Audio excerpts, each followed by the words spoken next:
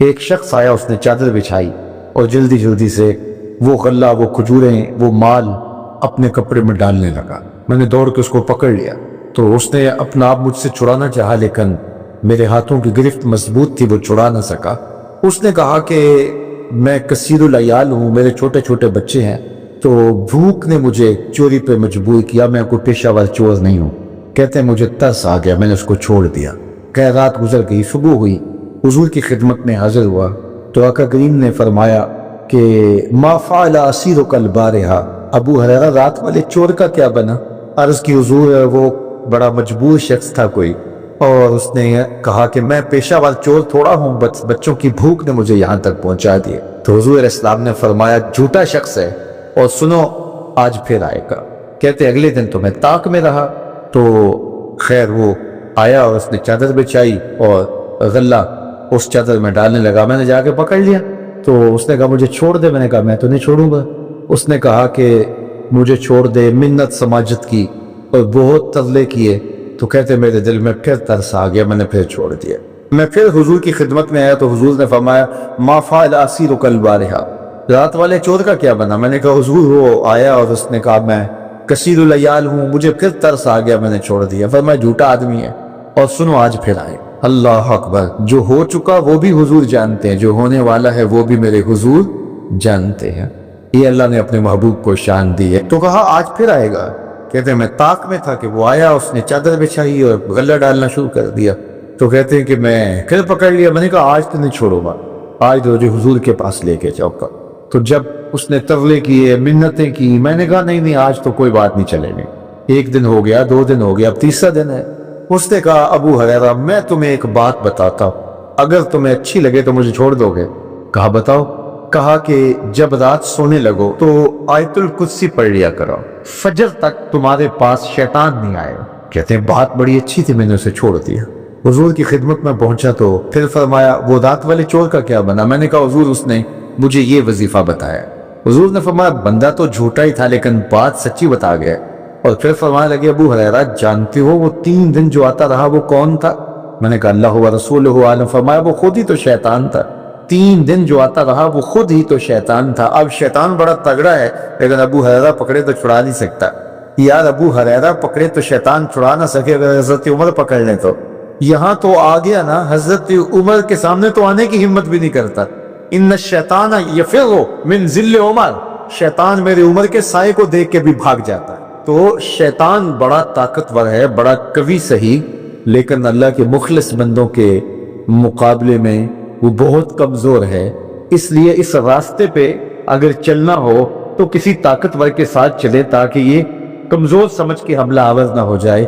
تو ہم نماز کے اندر جب کھڑے ہوتے ہیں تو اس وقت اللہ سے سیدھی راہ جو مانگ رہے ہوتے ہیں تو یہ نہیں مانگ رہے ہوتے کہ سیدھی راہ دکھائی دے، ہم دیکھ چکے ہیں حضور کے صدقے سے تبھی تو کلمہ پڑھا ہے، سیدھی راہ دیکھ چکے ہیں تبھی تو وضو کیا ہے، سیدھی راہ دیکھ چکے ہیں تبھی تو کانوں تک ہاتھ لگا کے ہاتھ باندھے اس کے حضور کھڑے ہیں اور رخ قبلہ کی جانب کیا ہے، دیکھ چکے ہیں۔ لیکن آج نماز کے اندر ہم یہ کہہ رہے ہیں اہدنا الصراط المستقیم، مالک راہ دیکھ تو چکے ہیں لیکن پہنچنا بڑا مشکل ہے، راستے میں شیطان بھی کھڑا ہے، نفس بھی کھڑا ہے، کہیں راستہ خراب نہ ہو جائے، ساری زندگی کی کمائی کہیں لٹ نہ جائے۔ اس لیے اللہ سے مانگا کہ مالک ہم کمزور ہیں، ہمیں کوئی مان نہیں ہے کہ ہمیں راستہ دیکھ لیا تو منزل پہ پہنچ جائیں گے، قدم قدم پہ شیطان ہے، نفس موجود ہے، مالک تو دستے کرم بڑھا اور ہمیں منزل تک پہنچا دے۔ اور جب وہ کرم کرے گا تو پھر پہنچتے ہوئے دیر نہیں لگے گی۔ حضرت ابی ملیکہ رضی اللہ تعالیٰ عنہ تابعی ہیں، امام بخاری علیہ رحمہ نے دیگر محدثین نے ان سے روایات لی ہیں، فرماتے ہیں میں 30 اصحاب رسول سے ملاقات کی اور ہر ایک کو آخرت کے بارے میں ڈاڈا فکر مند پایا۔ ہر بندہ یہ کہتا تھا میرا خاتمہ ٹھیک ہو جائے۔ یہ کون کہہ رہے ہیں؟ جنہوں نے حضور کو دیکھ۔ آج پیر بھی کہتا ہے بس میرے مرید ہو گئے تم سیدھے جنتی ہو، اور مرید بھی کہتا ہے کہ ٹھیک ہے ہمارا پیر بڑا اونچا ہمیں لے جائے گا۔ اللہ اکبر! حضور سے بڑا پیر کوئی نہیں، صحابہ سے بڑا مرید کوئی نہیں۔ 30 اصحاب سے ملا ہوں، 30 کے 30 ہی ڈرتے تھے ہمارا خاتمہ ٹھیک۔ دیکھو حضرت ابو بکر رضی اللہ تعالیٰ عنہ کو میرے حضور نے کہا نا ابو بکر فی الجنہ، عمر فی الجنہ، عثمان فی الجنہ، علی فی الجنہ، طلحہ فی الجنہ، ان کو جنت کی بشارت دی ہے۔ لیکن صدیق اکبر کیا کہہ رہے ہیں؟ اللہ اکبر، ایک چڑیا کو دیکھ کے، اے چڑیا تجھے موج ہے، ایک شاخ سے اڑتی ہے دوسری شاخ پر بیٹھ جاتی ہے اور تیرا حساب بھی نہیں ہوگا، پسے تو ہم میں جن کا حساب ہو۔ یہ وہ کہہ رہے ہیں جن کو حضور کی زبان سے یہ لفظ ملے، ابو بکر فی الجنہ، ابو بکر جنت۔ اللہ اکبر۔ عثمان غنی رضی اللہ تعالیٰ نے قبر پہ کھڑے رو رہے ہیں قبرستان میں، تو کسی نے کہا یہاں رو رہے ہو؟ کہا میرے حضور نے کہا تھا کہ آخرت کی پہلی منزل قبر ہے۔ اللہ اکبر۔ یہ وہ ہے جن کو بشارتیں دی گئی ہیں، جن کے عمل، جن کے کام اور جن کی محنتیں اور دین کے لیے خدمات کسی ترازو پہ تولی دی جا سکتے۔ اور صحابی کا عمل، صحابی ایک مٹھی جو خیرات کرے، روایت میں آتا ہے ایک مٹھی جو خیرات کرے، اور بعد میں آنے والا احد پہاڑ جتنا سونا خیرات کرے۔ صحابی کا عمل پھر بھی زیادہ ہے، 15 کلومیٹر پہ پھیلا ہوا پہاڑ، اتنا سونا کسی کے پاس ہوگا ہی نہیں، حکومتوں کے پاس نہیں، لیکن فرض کرو کسی کے پاس ہو، پر اتنا جگرا بھی ہو کہ وہ خیرات بھی کرتے، لیکن اس کا اجر پھر بھی صحابی کے مٹھی بھر جو خیرات کرنے کے عمل کو نہیں پہنچ سکتے۔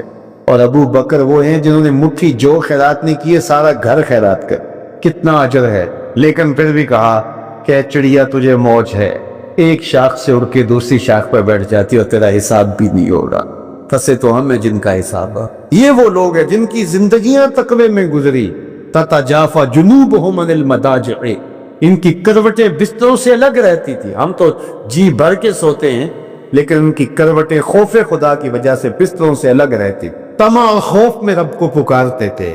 حضور کے جمال جہاں آرا کو جی بھر کے دیکھا، اور بشارتیں حضور کی زبان سے نصیب ہوئی، پھر بھی ڈر رہے ہیں۔ تو ابھی ملیکہ کہتے ہیں کہ میں 30 اصحاب سے ملا ہوں، ہر شخص ڈاڈا فکر مند تھا آخر ٹھیک ہو جائے، انجام بخیر ہو جائے۔ تو یہ واقعی بڑی مشکل منزل ہے، منزل کو پہنچے لوگ برباد ہو جائے۔ بلعام بن باورا کی مثال ہمارے پاس نہیں ہے، تھا مستجاب الدعوات ولی، لیکن لڑک کے کہاں جا پہنچا، زبان کی لغزش نے اس کو کہاں تک پہنچا دیا، پھر زبان لٹک گئی اور کتے کی طرح مٹی چاٹتا تھا، اور قرآن نے کہا مثلہ کمثل الکلب، اس کی مثال کتے کی مثال ہے۔ اسی لیے میاں صاحب بولے پڑھنے اتے مان کرینا تے نہ آکھی میں پڑھیا، پڑھنے اتے مان کرینا تے نہ آکھی میں پڑھیا، او جبار کہار صداوے متا روڑ دیوے دودھ کڑیا۔ جب تک یہ یقین نہ ہو کہ میرا انجام کیا ہے، تڑکا لگا رہے، ڈر لگا رہے، یہ مومن کی زندگی ہے۔ ہر وقت خوف طاری رہے، یا اللہ میرا انجام ٹھیک کر دیتا۔ رنگا رنگ سہیلیاں پرن کڑے، پر پریا استا جانی جستا توڑ چڑے۔ کہاں کہاں پہنچے لوگ، یہ خود عزازیل شیطان چپے چپے پہ اس نے سجدہ کیا تھا، حتیٰ کہ مقبول بارگاہ ہو گئے۔ زمین کا کوئی کونا نہیں تھا جہاں پر اس نے سجدہ نہیں کیا تھا۔ عبادات اتنی کی اللہ نے مقبول کر لیا، بیت المعمور کا امام بن گیا، اللہ اکبر، فرشتوں کا استاد بن گیا، معلم الملکوت بن گیا، جن ہونے کے باوجود فرشتوں کا امام اور مقتدا بن گیا۔ لیکن ایک لغزش نے کہاں پھینکا، قیامت تک لعنتیں برس رہی ہیں۔ اس لیے جب تک انجام بخیر نہ ہو جائے اتنی دیر تک دھڑکا لگا رہے، یہ مومن کی زندگی۔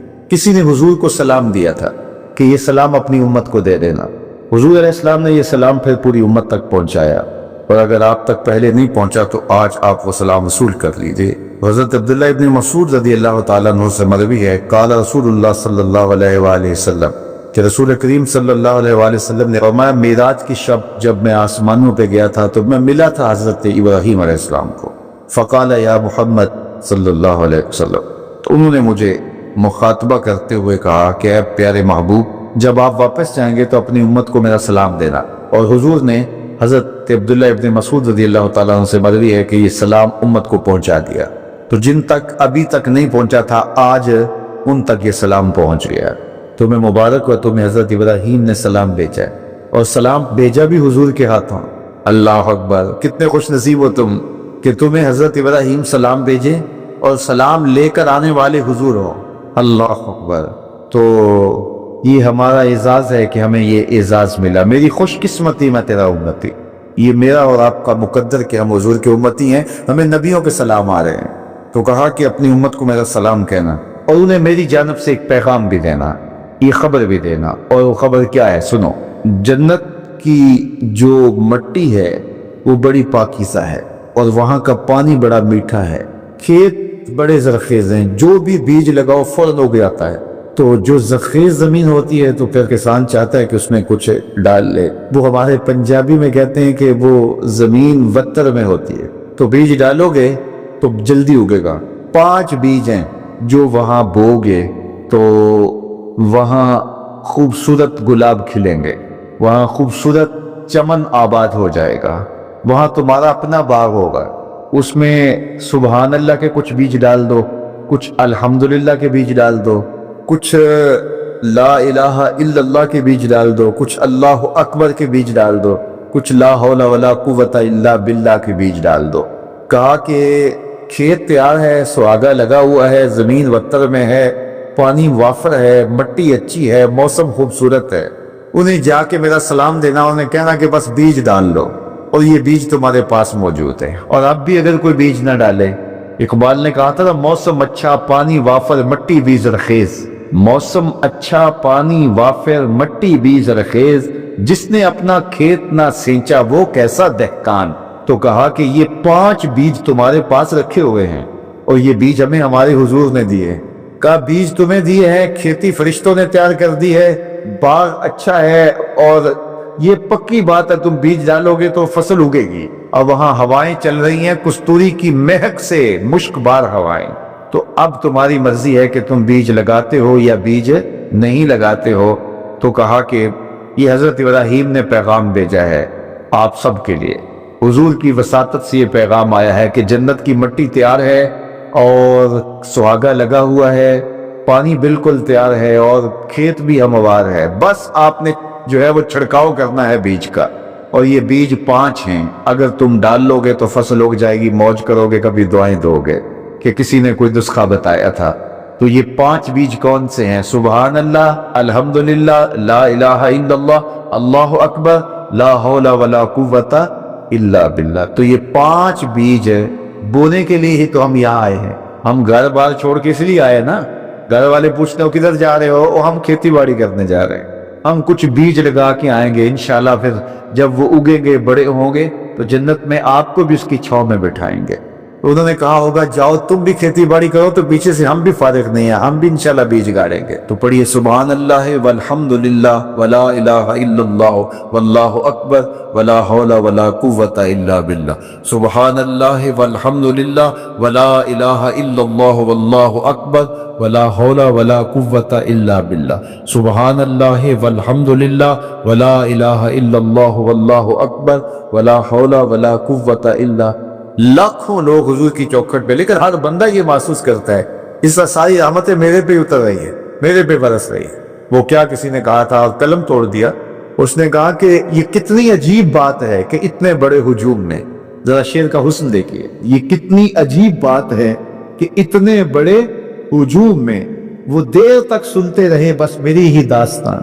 ہر بندے کو یہی محسوس ہوتا ہے یہ کتنی عجیب بات ہے کہ اتنے بڑے ہجوم میں وہ دیر تک سنتے رہے میری ہی داستان.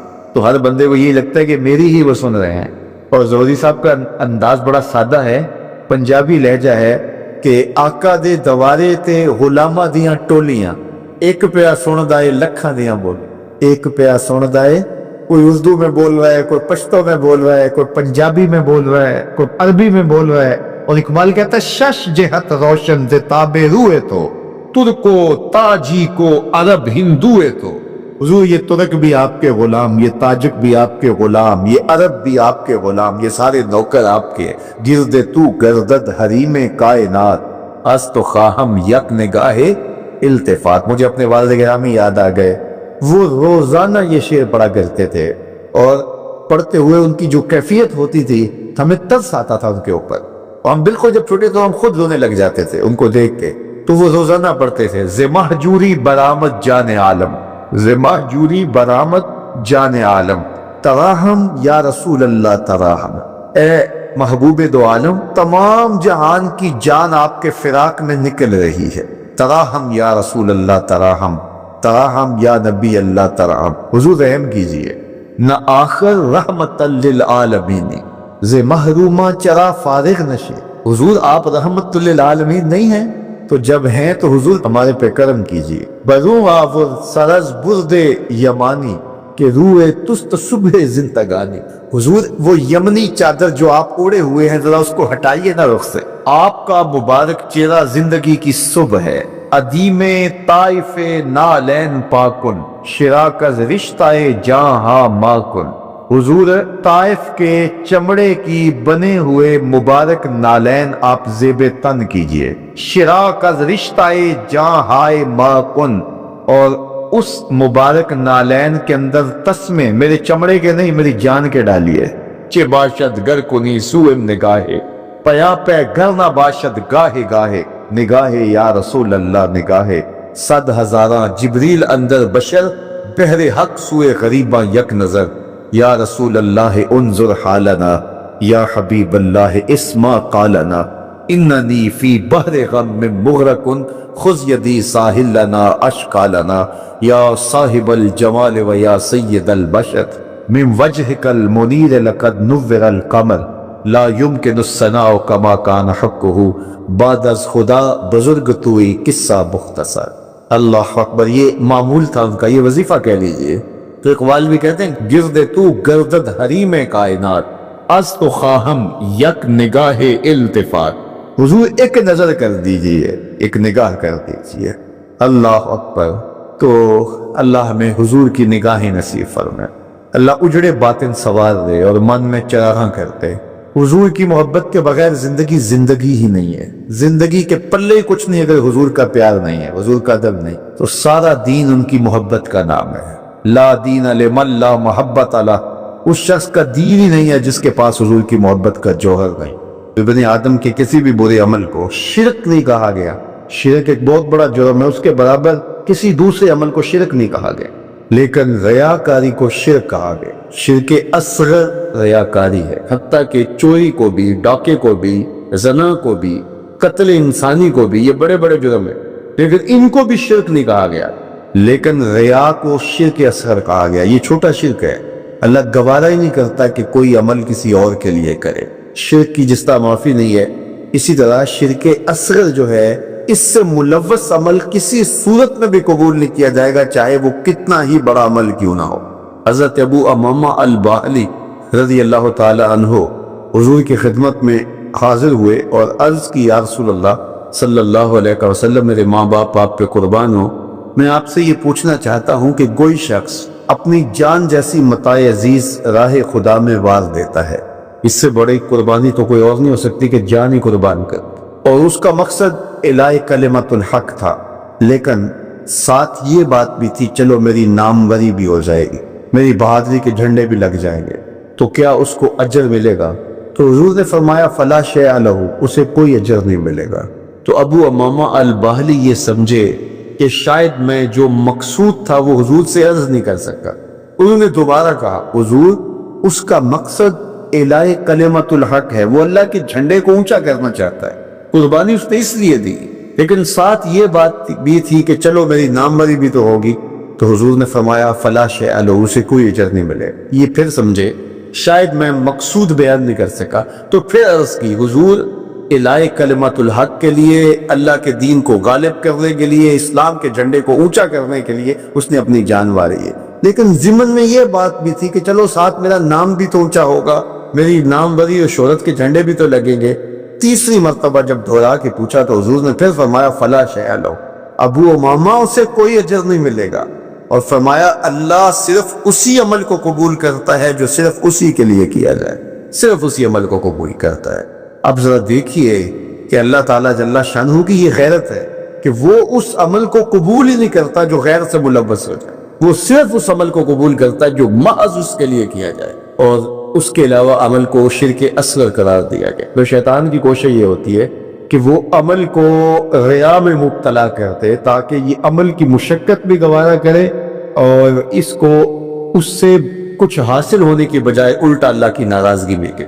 اور اگر کوئی شخص ریا سے بھی بچ نکلتا ہے، اس نے تنہائی میں سجدے کیے، اس نے انتہائی مخفی انداز میں راہ خدا میں خیرات کی، تو انتہائی خلوص کے ساتھ اس کے اعمال سر انجام ہوئے.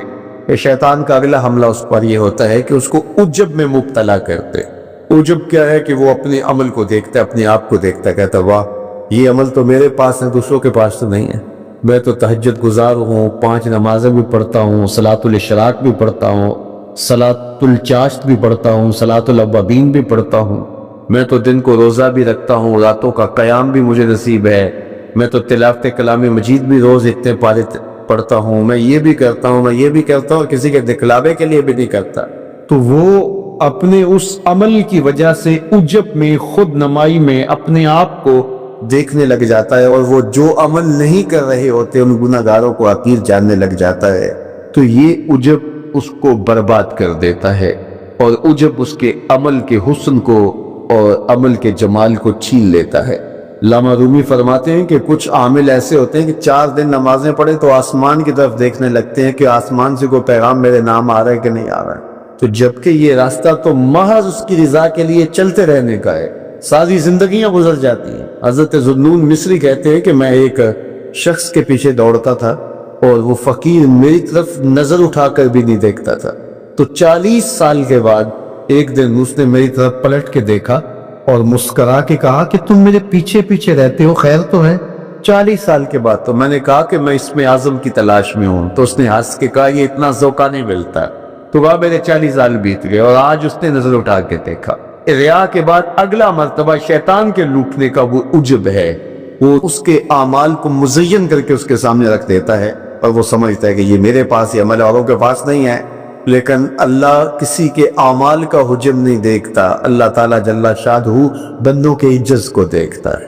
وہ گناہ، جس گناہ کے بعد جو ہے وہ شرمندگی ہو جائے، اس نیکی سے بہتر ہے جس نیکی کے بعد عجب اور تکبر کرتا ہو۔ اللہ کو وہ آنسو قبول ہے جو ندامت کے۔ اس کرامایا سونی نوکری کوت کہتے ہیں کہ وہ نوکری بہت اچھی نام بھج مسیح اتنی بڑے سب سے سب سے اچھی نوکری، سب سے اچھا کام، سب سے بہتر وظیفہ اس کا ہے جو قرآن خود بھی سیکھتا ہے اور اوروں کو بھی سکھاتا ہے۔ تو اس کتاب سے جڑ جاؤ، اس کتاب سے وابستگی اختیار کرو۔ جس رات کے دامن میں قرآن نازل ہو وہ رات تو افضل ہو، وہ رات تو 1000 مہینے سے اشرف ہو۔ اللہ اکبر۔ تو پھر مجھے بتاؤ کہ جو قرآن کو اپنی روح میں بسا لے، جو اپنے اعمال کو قرآن کی تعلیمات کے تابع کر دے، جو اپنے دنوں کو قرآن کے اجالوں میں گزارے، اپنی راتوں کو قرآن کی تلاوت میں بسر کرے، دن کی تنہائی میں اور رات کے اجالوں میں قرآن پڑھے، بتاؤ وہ کتنا اشرف ہوگا۔ اس لیے میرے اور آپ کے آقا و مولا نے فرمایا راتوں کی تنہائیوں میں اٹھ کے قرآن پڑھا کرو، اور قرآن پڑھتے ہوئے رویا کرو، اور اگر رونا نہ آئے تو رونے کی کوشش کیا کرو، کوشش کیا کرو، رقت پیدا ہو جائے تمہیں قرآن کی تلاوت کرتے کرتے۔ حضرت داتا گنج بخش علی حجویری علیہ رحمہ سے ایک مرید نے کہا حضرت اگر رونے کی کوشش کرے پھر بھی رونا نہ آئے، فرمایا پھر اپنے مقدر پہ رویا کر، تم اتنے سنگ دل ہو گئے ہو کہ تمہاری آنکھیں آنسوں کا خراج نہیں دیتی ہیں۔ تو اس کتاب کے ساتھ جڑ جاؤ، تعلق کو مضبوط کر لو، اور اس کتاب سے وابستگی تمہیں دنیا آخرت کی بہتری کی ضمانت فراہم کرے گی۔ اور یہ کتاب زندہ ہے، اس کا پیغام کبھی فرسودہ نہیں ہوا، اس کا پیغام کبھی پرانا نہیں ہوا، ہر دور کے تقاضوں سے یہ کتاب ہم آہنگ ہے، اور یہ کتاب ہر شخص کی ضرورت کی کفالت کرتی ہے۔ اور پھر اللہ نے اس کو اتنا آسان کیا ہے، اتنا جامع بنایا ہے کہ ہر طبقہ زندگی کے شخص کے لیے قرآن کافی ہے، ہر شخص کی ضرورت کا کفیل ہے۔ اس کو ایک عام شخص پڑھے تو اس کو بھی نور ملتا ہے، ایک نقطہ بھی شخص اس قرآن کا مطالعہ کرے تو اس کو بھی روشنی ملتی ہے، ایک فلسفی پڑھے تو محروم وہ بھی نہیں ہوتا۔ جو بھی اس قرآن سے پڑھے، دیکھیے کچھ کتابیں ایسی ہوتی ہیں وہ بچوں والی ہوتی ہیں، جو پڑھے لکھے لوگ ہیں ان کی کوئی دلچسپی وہاں نہیں ہوتا، الف انار اور بے بکری میں انہیں کوئی دلچسپی نہیں ہوتی، اور جو بڑی کتابیں ہیں بچوں کی سمجھ سے ورا ہوتی ہیں۔ لیکن یہ واحد قرآن ہے، جس طبقے کا شخص بھی پڑھے، ان پڑھ پڑھے تو اس کو بھی نور مل۔ میں دیکھتا ہوں تلاوت چل رہی ہوتی ہے اور تلاوت عربی میں ہے، اور بندہ عربی جانتا نہیں ہے وہ بھی جھوم رہا ہوتا ہے، اس کو بھی حظ مل رہا ہوتا ہے۔ یہ کتاب ہر طبقہ زندگی کو روشنی دیتی ہے، یہ قیامت تک آنے والی انسانیت کے لیے رشد و ہدایت کا صحیفہ ہے۔ اس کتاب سے جڑ جانے سے بلندیاں نصیب ہوتی ہیں۔ جس رات کو یہ کتاب اترے وہ رات تو لیلۃ القدر کہلائے، اور جو شخص اس کتاب سے وابستہ ہو جائے اور اس کتاب کو اپنی روحوں میں سمولے، وہ ذی قدر کیوں نہیں ہوگا، وہ عزت کا مالک کیوں نہیں ہوگا، وہ شان و اور عظمتوں کا مالک کیوں نہیں ہوگا؟ تو آئیے میں اور آپ اس ذات کی ان خوبصورت پہنائیوں کے اندر اور ان وسیع لمحوں کے اندر کتاب اللہ کے ساتھ جڑنے کا عزم کر کے اللہ کے حضور دعا کے لیے ہاتھ پھیلائیں کہ اللہ ہمیں اس کتاب کے ساتھ جوڑ دے۔ یہ کتاب زندگی بخش ہے، اللہ پوری امت کو اس کتاب کے ساتھ جوڑ دے۔ اقبال کہتے ہیں فاش می گوئم آنکھ در دل مزمرس، ای کتاب نیز چیزیں دیگرس، جو میرے اندر چیز چھپی ہوئی ہے اس کو کھل کے اگر بتاؤں، یہ کتاب نہیں، یہ کوئی اور ہی شے ہے۔